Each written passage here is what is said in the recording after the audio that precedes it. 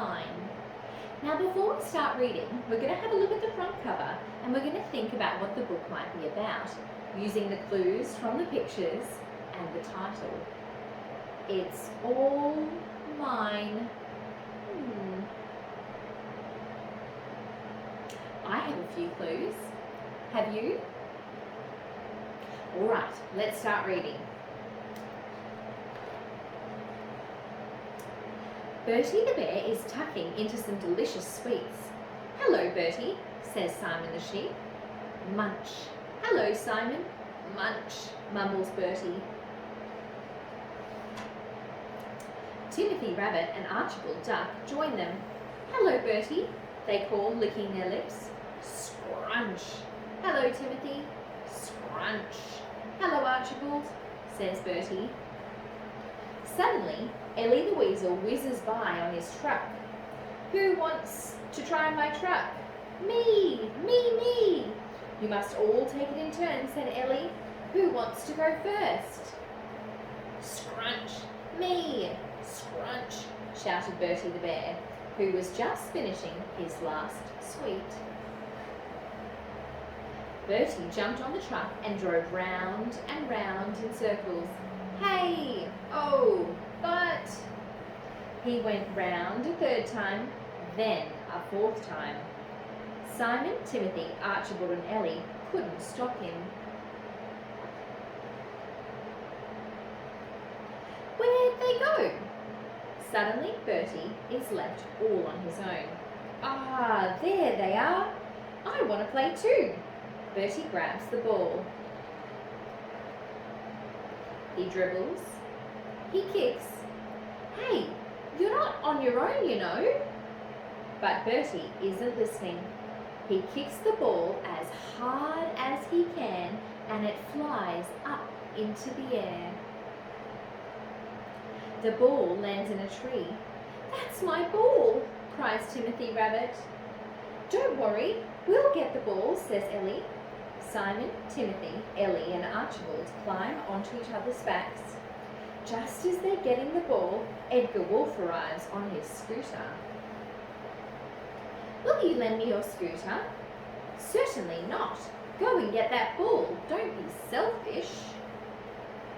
We don't want to play with you. He's right. You're just going to take all of our games. And you never give us anything. You only think of yourself. Bertie feels ashamed. I'll go and get the ball, and then they'll let me play with them, he thinks. He sticks his claws into the tree trunk and climbs, but halfway up the tree, Bertie looks down and becomes frightened. He can't go up or down. He closes his eyes.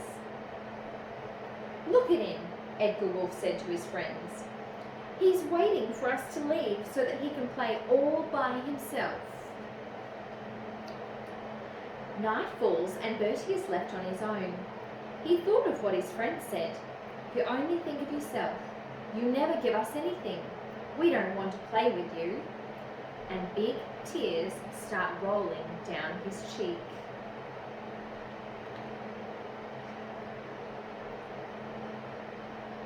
Bertie doesn't hear Olivia Owl land on the branch next to him. Now, why the tears? Says Olivia. I don't have any friends. I ate all the sweets. I played all by myself. Then I got the ball stuck. It's all my fault. I'm scared. Wept Bertie. There, says Olivia. I'll get the ball down, and then I'll help you down off the tree. You will do that for me? Of course I will. The next morning, Ellie and Weasel is the first to arrive at the tree. Soon Timothy Rabbit, Archibald Duck, Simon the Sheep and Edgar the Wolf join him. Oh.